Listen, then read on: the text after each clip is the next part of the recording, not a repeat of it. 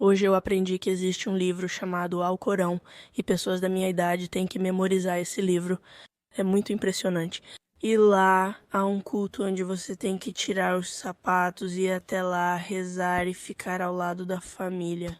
E basicamente esta igreja é um lugar muito bom para estar junto com as pessoas.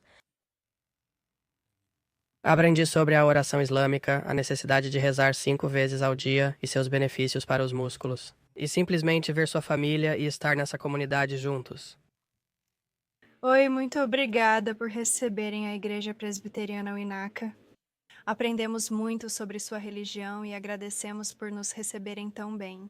Muito obrigada. Fomos muito bem recebidas hoje. Foi uma experiência maravilhosa e aprendemos muito sobre a religião islâmica. Foi tão bom poder entrar, sintam-se à vontade para fazer perguntas. E todas as pessoas foram tão receptivas, compartilhando sobre sua religião e abertas a ouvir nossas perguntas e comentários. Então, muito obrigada. Hoje tivemos uma experiência incrível. Vi no seu site como é importante construir pontes e criar relacionamentos, mas fazemos isso através de uma melhor compreensão e tem sido algo rico e muito significativo. Levaremos muito para nossa congregação e agradecemos a todos do MAZ por tornarem isso possível. Então, muito obrigada.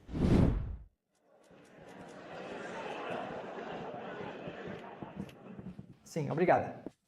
Senhora Milahir Rahmani Rahim, começo em nome de Deus, o benevolente e misericordioso. Cumprimento todos novamente com a saudação. Quem lembra da saudação citada pela doutora Eflas? Qual era essa saudação? Ele mencionou certas palavras em árabe. Talvez vocês não saibam árabe, mas ao menos inglês. Certo, e a dica é essa, sabe? Os católicos, eles têm um papa. E então ele começou o discurso e as primeiras coisas que ele disse foram as mesmas palavras que a doutora Eflas mencionou. Quem se lembrou? Começa com P. A primeira palavra tem P. Adultos, pais, professores podem participar menos. Sim, a paz esteja com você, a paz esteja com você. Assim, todo profeta ou mensageiro cumprimentava seus seguidores ou pessoas ao redor com essa saudação. Nós, muçulmanos, seguimos todo mensageiro e profeta. Mas eu espero e oro para que todos nós, ninguém vá para o fogo do inferno. Todos nós obedecemos ao Criador, seguimos a orientação de Deus, sejamos os melhores alunos, sabe? Os melhores filhos, as melhores filhas, os melhores vizinhos, e pela misericórdia de Deus, todos nós vamos para o paraíso. Então, em resumo, é isso que é o Islã. Só para resumir, nós acreditamos em um único Criador. E qual é o nome de Deus em árabe? Essa é a pergunta para vocês. Começa com a letra A. Como chamamos Deus?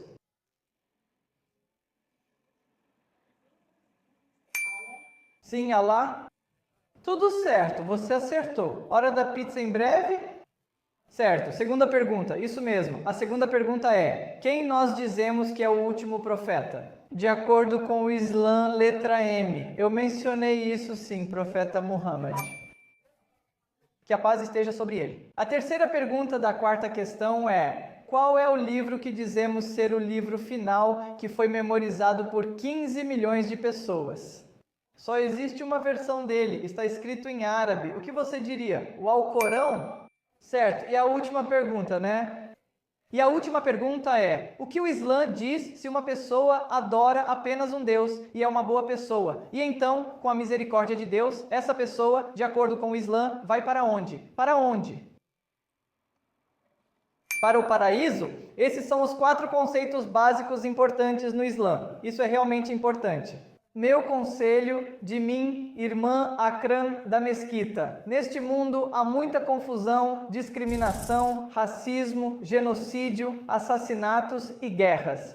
Meu conselho simples de humana para humana seria este. Sabe, Deus fez todos nós humanos e preciosos, Ele nos fez diferentes. Nossas raças, culturas e fé podem ser diferentes, mas viemos de uma única família humana, Adão e Eva. Isso é importante. Uma das maneiras de trazer amor e justiça, paz, harmonia, unidade e moralidade ao mundo é: nós temos que olhar uns para os outros como iguais, nem inferiores a nós, nem superiores a nós. Porque aos olhos de Deus toda a vida é preciosa, toda a alma é sagrada e todo sangue é igual aos olhos de Deus. Então, quando você vê as pessoas discriminando umas às outras, certo? Tente se reunir com pessoas de bom coração, com seus pais, com sua escola, com pessoas de outras religiões. Junte-se a eles e tente lutar contra o racismo, contra o genocídio, contra o antissemitismo, contra a islamofobia. Porque essa é a melhor coisa que podemos fazer para agradar ao Criador.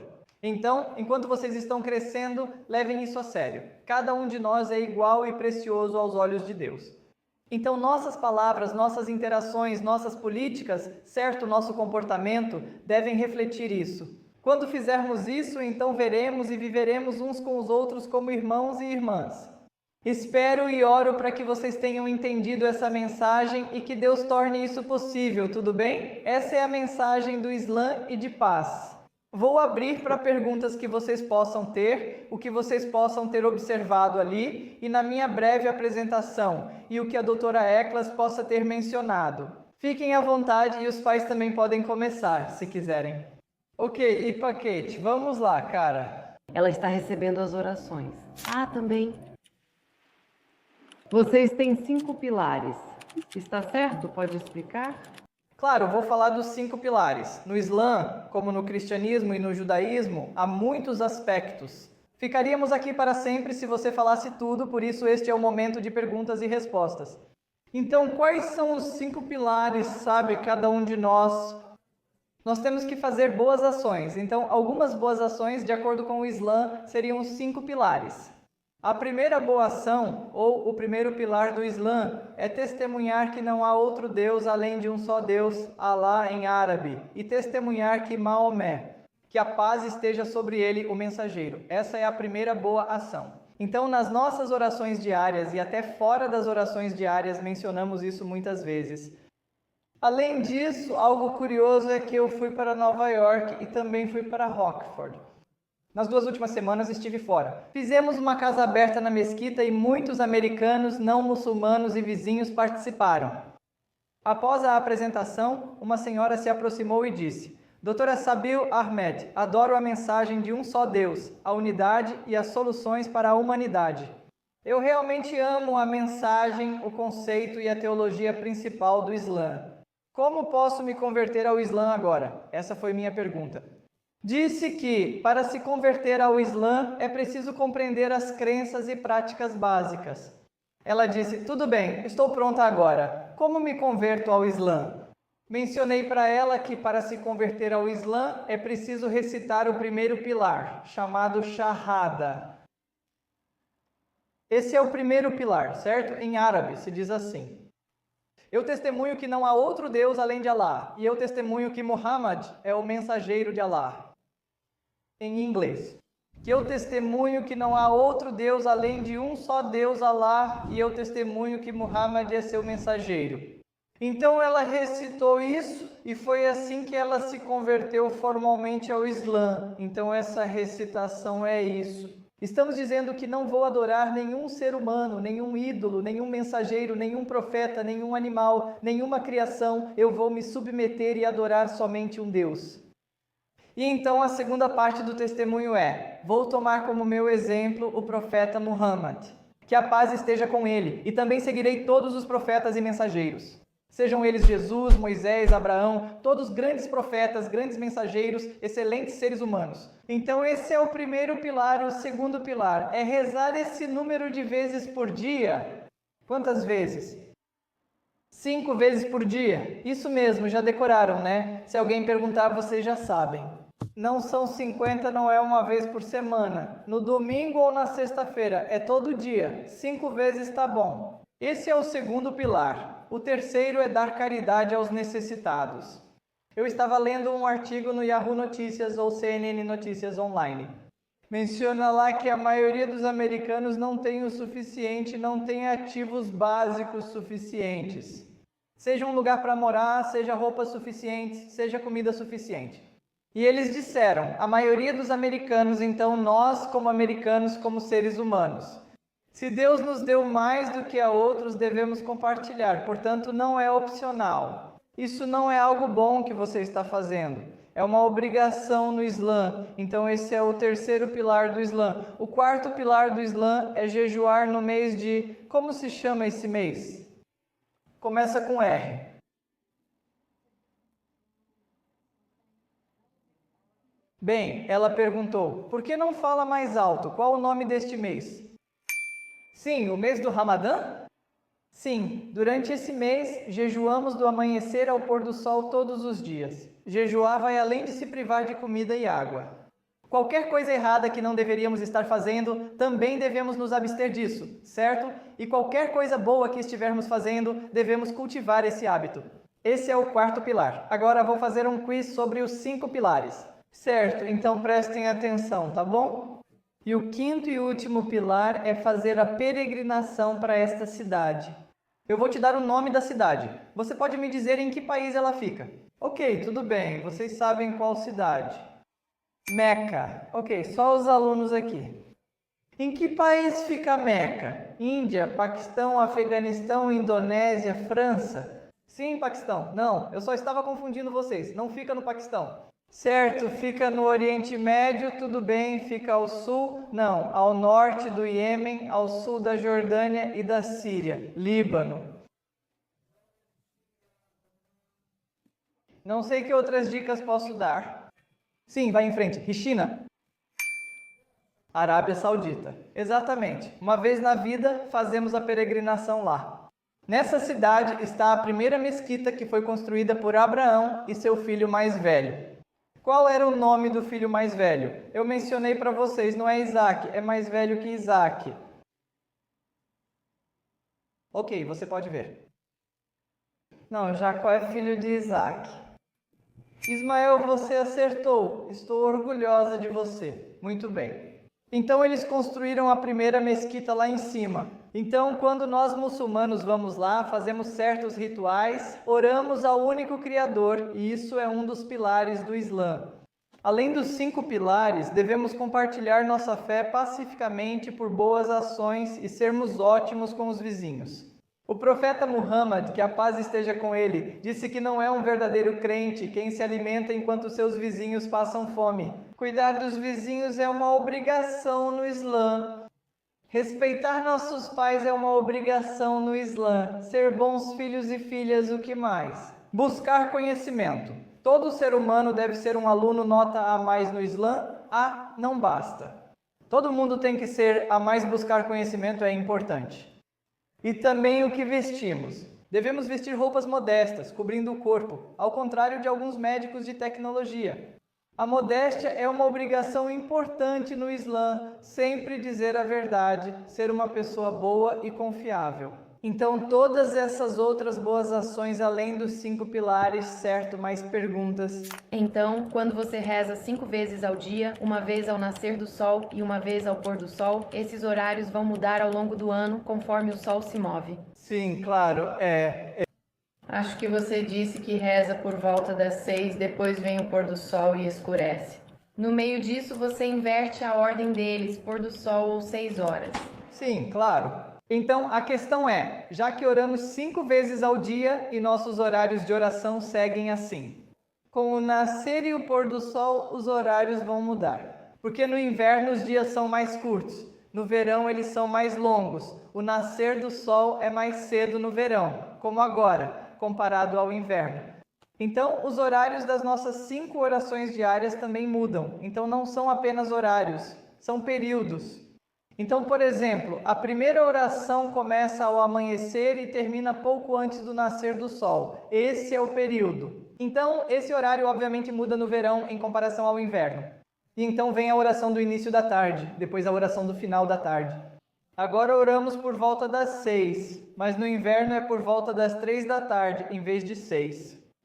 Sim, todas elas mudam. Então, um aspecto importante da oração é, como eu mencionei para você lá em cima, que quando oramos, não oramos para uma pessoa. Nós só oramos a Deus. Não temos mediador, então não recorremos a Muhammad, que a paz esteja com ele, para orar a Deus. Ao contrário de cristãos que vão por Jesus, alguns católicos recorrem a santos ou Maria. Quando oramos a Deus, não passamos por ninguém. O motivo é o seguinte, sabe? Um dos nomes de Deus é que Deus é onisciente. Ele é todo ouvidos, então se Deus está nos ouvindo, Ele está nos observando. Por que precisamos de mediadores? Por que não recorremos a Maomé? Que a paz esteja com ele ou qualquer profeta, pessoa ou santo, vivo ou morto, adoramos apenas o Criador. Então, por esse motivo, na área da mesquita ou em qualquer lugar do prédio, você não vai encontrar nenhuma representação de Deus. Representação de Muhammad, que a paz esteja com ele. Representação de qualquer santo, de qualquer profeta ou de qualquer pessoa. Então, o Islã não tem nenhum símbolo. Nós oramos diretamente a Deus porque Deus é onisciente e Deus é onipotente. Claro, mais perguntas, senhora? Oramos em uma direção, tipo, sempre é a mesma direção. Isso é em direção a Meca ou o quê? Sim, você está certa. Então, em qualquer lugar que a pessoa esteja, nós nos voltamos na direção de Meca. Quando você nos vir rezando, pode pensar, por que estão cruzando as mãos? Por que vocês estão se curvando desse jeito, se prostrando daquele jeito, dizendo essas coisas? No Alcorão, capítulo 33, versículo 21, diz que na pessoa de Muhammad que a paz esteja com ele. Vocês têm um excelente exemplo a seguir. Então, em tudo o que fazemos em nossa vida, queremos ver. Você sabe como o profeta se comportava com sua família, com os vizinhos, como ele orava, como ele se vestia. Então, ele é um modelo para nós. Então, quando oramos, oramos em direção a Meca, porque foi assim que ele nos instruiu a orar, e é isso que o Alcorão nos diz para fazer. Isso também demonstra a união de todos os muçulmanos no mundo. Então, eu nasci e cresci na Índia, então lá eu obviamente orava em direção a Meca. Também, né? Então daqui é Nordeste, da Índia é tipo Oeste, um pouco ao Norte e Oeste. Isso mostra a união de todos os muçulmanos no mundo inteiro. Nós nos voltamos para a mesma direção, rezamos de forma parecida, nos mesmos horários, certo? A mesma recitação. Então isso mostra que o Islã é uma só fé. Sabe, eu nunca estive na China, mas se eu for a uma mesquita na China, eu sei que a forma como eles rezariam seria do mesmo jeito que nós rezamos neste prédio. Então isso mostra a unidade, mostra a continuidade e mostra a consistência da oração muçulmana, adorando o único Criador. Certo, mais perguntas podem fazer. Alguma dúvida sobre equívocos que vocês possam ter ouvido nas redes sociais? Sobre alguma situação geopolítica que vocês queiram perguntar? Ou algo sobre o Alcorão? Vocês querem perguntar alguma coisa? Gente, aqui é um ambiente seguro para vocês perguntarem, tá bom? Uma pergunta importante que eu preciso fazer. Explique para o público por que homens e mulheres muçulmanos rezam separadamente. Uau, essa é uma boa pergunta. Então a pergunta é, vocês sabem como vocês vieram aqui e nós fizemos o tour pela mesquita? Doutora Hafiz Aflas. Ele levou vocês para essa linha aqui e disse, vocês sabem, nossas mulheres e meninas vêm e oram ali. Depois ele os levou para a área maior, onde homens e meninos oram. Uma pergunta que pode surgir é, tudo bem? Por que há essa segregação? Por que existe uma separação quando oramos? Vocês têm separação na igreja de vocês? Não tem, né? Seguimos o profeta Muhammad, que a paz esteja com ele, como ele conduzia a oração em seu tempo. Então, na época dele na mesquita, ele era o imã que ficava na frente, e atrás dele as pessoas ficavam em filas. Os homens ficavam atrás dele, depois vinham as crianças, e atrás delas ficavam as senhoras, as meninas e as mulheres. Então seguimos exatamente da mesma forma porque ele é o melhor exemplo para a humanidade. Mas logicamente também faz sentido ter segregação. Você sabe, muito em breve você vai até lá na área da mesquita à 1h30 e vai nos assistir rezar. Literalmente nós ficamos ombro a ombro, então eu estou aqui. Por exemplo, ao meu lado estaria outra pessoa em pé e nós estaríamos nos tocando, quase agora mesmo. Nossa mente, nosso foco, nossa dedicação devem estar voltados para o Criador quando oramos especialmente.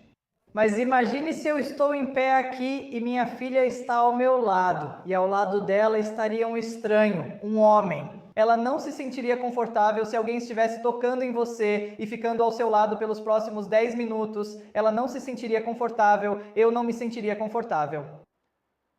E quando oramos, nós nos levantamos, cruzamos as mãos, nos curvamos e nos prostramos.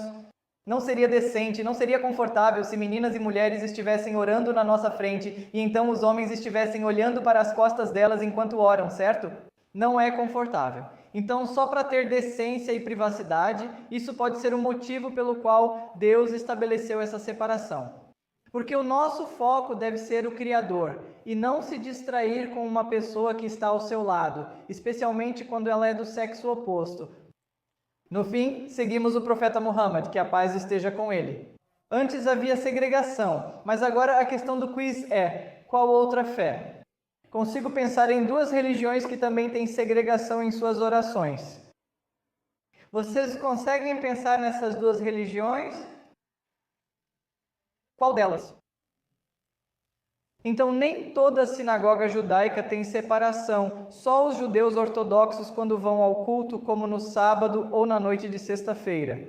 Eles realmente têm segregação. Também os ortodoxos, a igreja grega, eles também têm segregação durante as orações. Pelo mesmo motivo, pela pureza do nosso coração, mente e por seguirmos o profeta Muhammad, que a paz esteja com ele. Sim, mas pode continuar. Você pode explicar o benefício de orar 5 vezes? Ok, tudo bem. Quais são os benefícios de orar 5 vezes por dia? Tudo certo, você sabe? Então, antes de tudo, os benefícios são um bônus. Oramos porque Deus nos manda orar, tudo bem? Depois falarei dos benefícios, inshallah, certo? O principal benefício é que se Deus nos diz para fazer algo, isso já é motivo suficiente. Se fizermos isso obedecendo ao Criador, há uma recompensa nisso. Então esse é o primeiro e principal benefício. Assim como nas escolas e faculdades, se um professor pede algo e você faz, ganha uma boa nota. Mas além dessa recompensa, há outros benefícios. Um dos benefícios é esse, tudo bem. Então, quando oramos 5 vezes ao dia, isso nos dá uma boa gestão do tempo. Nosso dia é organizado pelas 5 orações diárias. Quem é o Criador? Devemos adorá-lo. Quando ele vem de novo, organizamos nossas atividades em torno das 5 orações diárias. Então isso é gestão do tempo, isso também nos dá disciplina, isso também nos dá gestão de projetos, isso também une as famílias. Porque como a minha família, a mesquita é tão perto, quando chega a hora da oração, todos nós nos preparamos e então caminhamos até a mesquita. Tempo em família juntos, proximidade juntos, né? Mas além disso, quais são alguns benefícios médicos? Certo, benefícios médicos. Então eu fui para a faculdade de medicina e um dos projetos no primeiro semestre que a professora deu foi o seguinte: qualquer projeto relacionado à saúde vocês fazem e depois apresentam para todos nós. Então a professora nos dividiu em grupos de 7 ou 8 pessoas. Havia 200 pessoas na turma. Tínhamos muçulmanos, judeus, cristãos, budistas e sikhs. Dissemos: por que não pegamos o projeto? Quais são os benefícios médicos de rezar 5 vezes ao dia?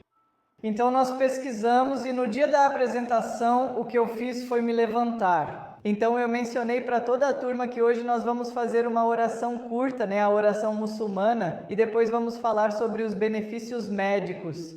Então convidei 2 estudantes para meu projeto e perguntei se algum muçulmano da turma queria participar. Vamos orar na frente de toda a turma. E nós fizemos 2 rakats de oração. Levou cerca de 5-10 minutos depois da oração. Nós mencionamos que quando nos levantamos, quando cruzamos as mãos, quando nos curvamos, quando nos prostramos e então nos levantamos. E repetimos isso tantas vezes. Depois dizemos sabe salam e salam cada movimento. Existe um benefício médico, um benefício fisiológico nisso. Ao nos levantarmos, você sabe quais músculos ativamos. Ao nos prostrarmos, o fluxo sanguíneo melhora. Você sabe quando as pessoas fazem agachamentos e coisas assim? Isso acontece o tempo todo, fazemos isso diariamente, durante toda a oração. Tantos músculos e vasos sanguíneos, todos eles ficam ativos. Isso nos ajuda a regular o açúcar, certo? Ajuda a manter nosso corpo fisiologicamente ativo. Também vi sobre problemas nas costas em vídeos do YouTube. Fazer a prostração e os movimentos também ajuda em problemas nas costas. Então todos esses são benefícios fisiológicos e médicos extras. Depois vem os benefícios espirituais, a gestão do tempo, o tempo em família e por fim nos reunimos para orar. Por aqui. Toda a comunidade se reúne ficando ombro a ombro. Isso traz um sentimento de comunidade, irmandade e união entre irmãs. Então, rezar não é apenas um ritual que fazemos. Olhe só os benefícios incríveis para toda a comunidade e para o indivíduo. Esses são os benefícios da oração muçulmana. Então, tudo bem. O que vamos fazer é, todos nós vamos voltar para a área de oração. Podem deixar os sapatos aqui. Não usamos sapatos na área de oração porque nos prostramos e oramos lá. Quando terminarmos isso, voltamos aqui e acho que a pizza já estará pronta. Tudo bem, e fiquem à vontade para gravar vídeos ou tirar fotos e depois eles vão voltar para cá. Tudo bem, tudo bem. Então vamos até lá. Quando estávamos aqui, um casal no movimento de cursilhos de cristandade, acho que você era nossa instrutora. Ok, sim. Foi há 2 anos? Eu lembro porque Elizabeth perguntou. Eu me lembro de você? Sim, eu me lembro de você. Nós sentamos na sala de aula e éramos tipo estudantes, sim. Escola dominical, sim. Eu ia perguntar para ele, mas o tempo acabou. Ele talvez tenha entendido isso melhor que eu em algumas situações. Sim, claro. Então existem muitas semelhanças. Uma das semelhanças é a maneira como os muçulmanos rezam. Todos os profetas do passado rezavam da mesma forma. Não só a parte da oração, mas também antes de rezarmos. Também precisamos nos lavar as partes expostas do nosso corpo, porque temos que estar limpas, fisicamente, mentalmente, emocionalmente, de todas as formas. Então, antes de eu vir aqui e antes dele vir aqui, nós já nos lavamos em casa. Além disso, também temos áreas especiais no banheiro onde podemos nos lavar. Ok, tudo bem, dessa forma como nos lavamos, também os profetas do passado costumavam se lavar. Por exemplo, no livro de Números do Antigo Testamento, capítulos 20 e 40, fala de Moisés, Arão e suas famílias. Eles se lavavam antes de ir ao local de adoração.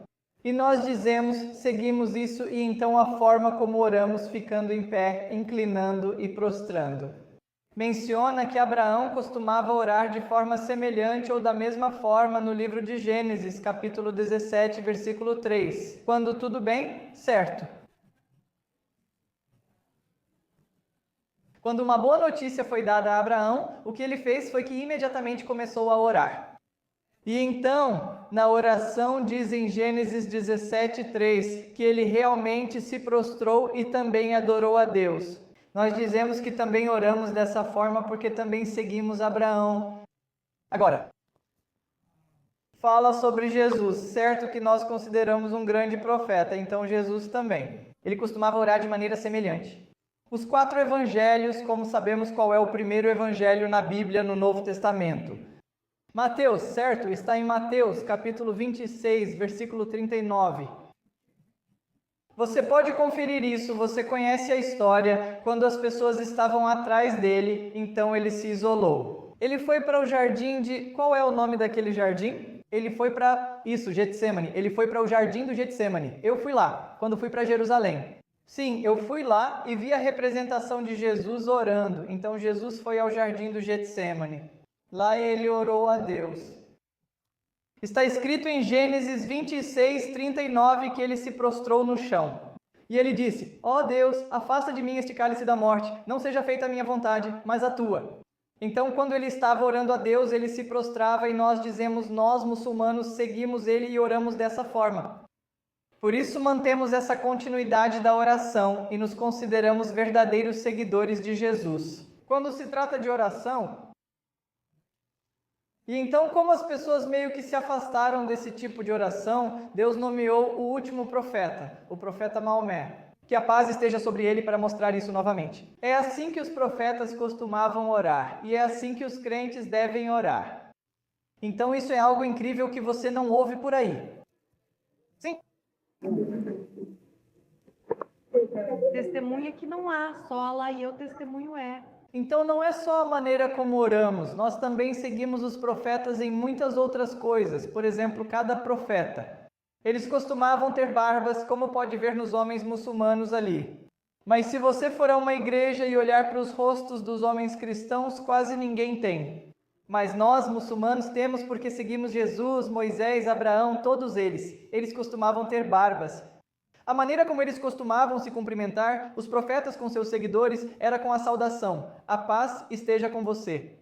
Ao ver dois muçulmanos se cumprimentando, dizemos: a paz esteja com você. Em árabe, obviamente, então novamente estamos seguindo todos os profetas. A forma como jejuamos não é só deixar de comer uma carne ou um alimento, sabe? É uma abstinência total. No jejum, todo profeta jejuava assim e dizemos que jejuamos desse jeito. Porque estamos seguindo a continuidade de todos os profetas. E o mais importante é a maneira como adoramos o Criador, cada um dos profetas. Eles não costumavam passar por nenhum mediador, eles se aproximavam de Deus diretamente e adoravam a Deus de forma monoteísta.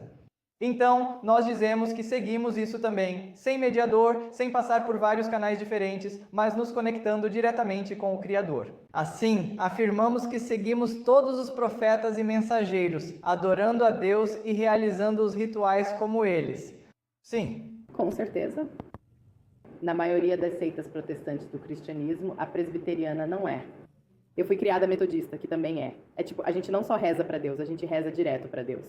A gente não faz isso, não reza pedindo para Jesus ir até Deus.